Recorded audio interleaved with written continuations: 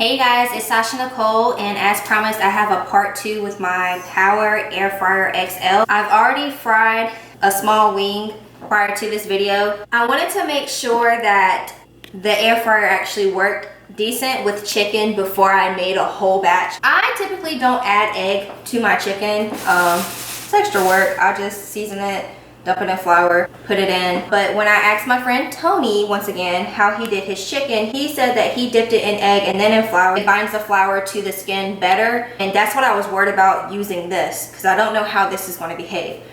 I have my egg here. I had already dipped one chicken in here, but instead of dipping the egg in here, or the chicken in the egg, I'm actually just going to drizzle some egg and shake this up.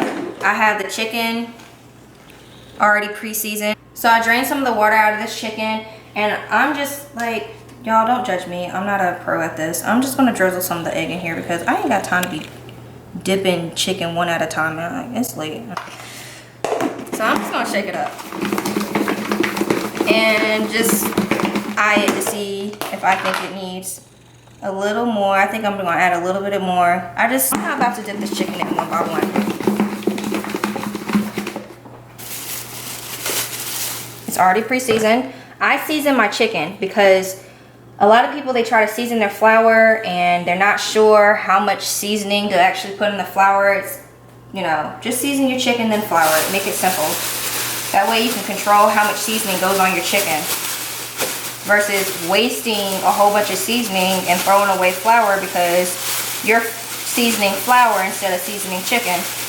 And yes, this chicken was pre-washed. Don't come at me like y'all did Cameron or whoever that was, because his clap back was pretty accurate. Anyways, so once again, I turn on my air fryer, and I typically do chicken on 375, 400. So I'm just going to turn it up to 400. Pop this open. It's probably going to reset. Like I said, I fried one piece of chicken in here earlier. This is what it looked like after one piece of chicken. I did not add any grease. Chicken cooked itself inside the oven. What I'm trying to get at is that it's not going to be a hard cleanup. So this is one of the benefits of this, because you're not waiting for grease to cool and trying to find somewhere to dump the grease because you don't want to put it in your sink and it get clogged up. All you have to do with this is just wash it out with soap and water and keep it moving. I like convenience. I will pay more money for convenience because I'm all about convenience.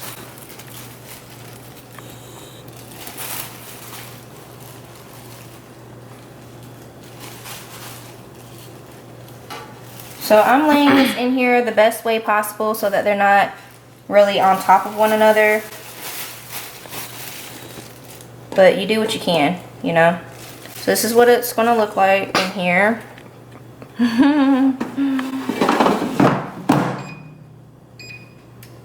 And I guess it reset. Let's see if they have a preset for this. That's French fries.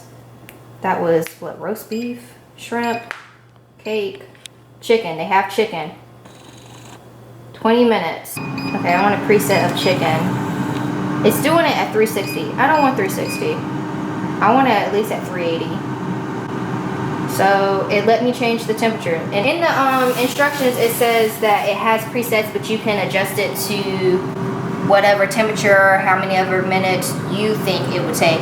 For that one piece of chicken, it took about almost 15 minutes. So 20 minutes, I'm gonna see how it does. It may need a little more than that, but I didn't double layer the chicken, so 20 minutes might be suffice. We'll just have to wait and see. On the first piece of chicken, I did it at 400 though. I didn't use a preset. I just put it in at 400, did it for about 15 minutes, and it came out crisp. At 380, 20 minutes, like I said, we'll see how it does. And if I need to add more time, I'll just add more time to it. So I have about 10 minutes left. I'm gonna open it up because it's halfway through, just to check on it, to see if I need to maneuver anything around. This is what it's looking like, man. It's looking pretty good. It's sticking a little bit, but as you can see, the blood's coming out. And I'm just gonna move it around just a little bit so it doesn't get stuck, because I don't want it to get stuck to the bottoms of this thing, and I just want to make sure it evenly cooks.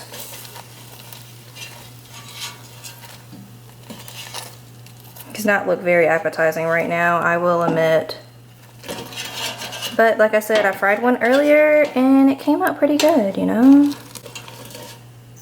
Like, yay for healthier decisions. Like, I wish I had thought of this idea so I could be paid, you know? Just be at home chilling. Okay, paste it back in. Okay. Alright, I'll see you guys in 10 minutes.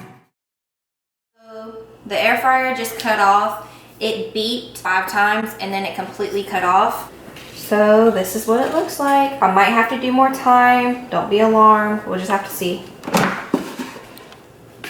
That looks pretty done to me. Maybe I should have actually checked it beforehand. What I don't like is this flour right here.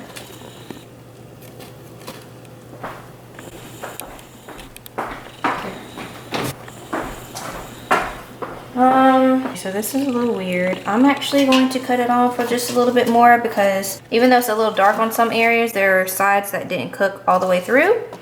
What I should have done was this number. Halfway through. Just like regular chicken. I don't know how to place this without it burning the same spots.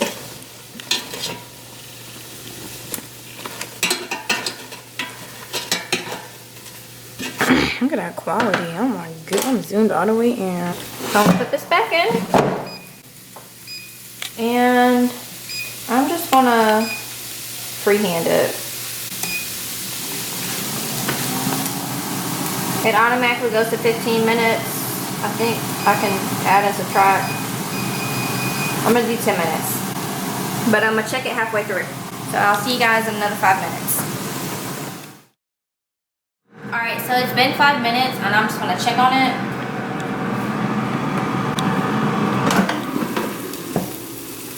Yeah, I don't want to. See, this is so iffy because it's not. Yeah, I don't know about this thing. If I keep frying it, it's gonna burn, but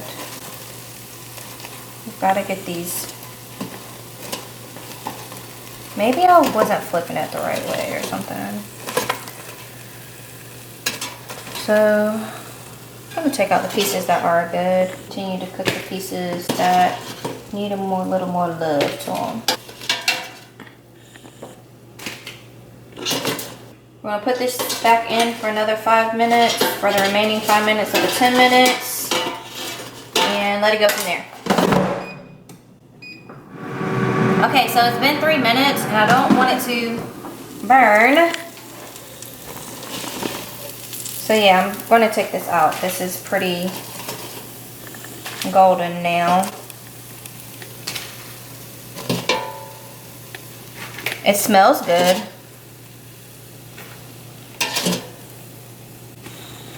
This is what the inside looks like. All I have to do is wash that out with warm soap and water. There's some flour over here. And once this cools down, I will take a wet rag and wipe that out. This is what I have. It feels pretty crisp.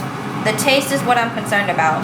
So I'll come back in a few minutes and once we make plates and get everyone's opinion on it and let y'all know how it turned out. All right.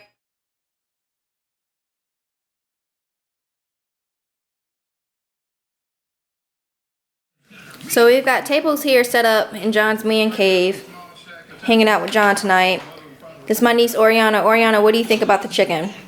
I think I love fried food, so like it's just like hydrated chicken to me.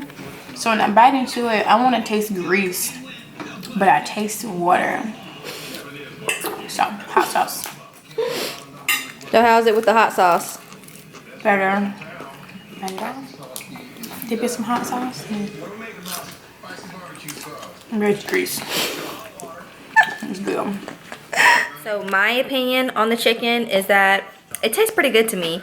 It doesn't have like a super greasy taste, but more so the flavors that you put into the chicken.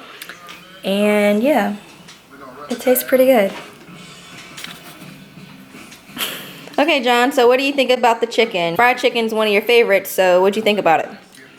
I think it's fun, cuz. It's chicken.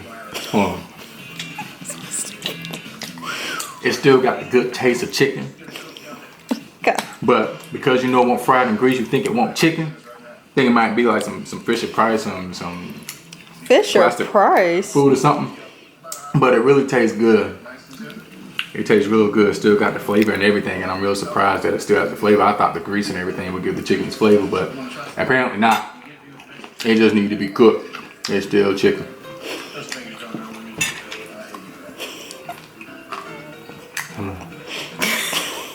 Good, huh? We're